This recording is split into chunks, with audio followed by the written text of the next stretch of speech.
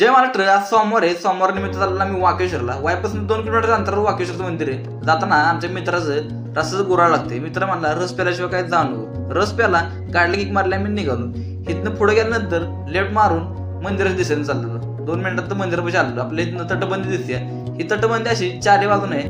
आतमध्ये प्रवेश केल्यानंतर आपल्याला दिसतंय की ही सगळी रचना हेमाडपंथी.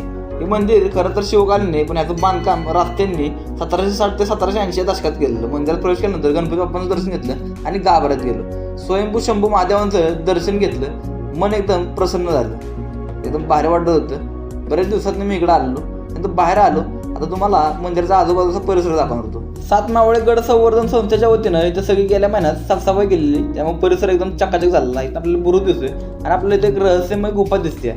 गुफेत पूर्ण अंधार होता. तिथनं बाहेर आलो. इथं आपल्याला एक मंदिर दिसलं. विठ्ठल रखुमाईचं मंदिर आहे. इथं दर्शन घेतलं आणि आपण निघालो.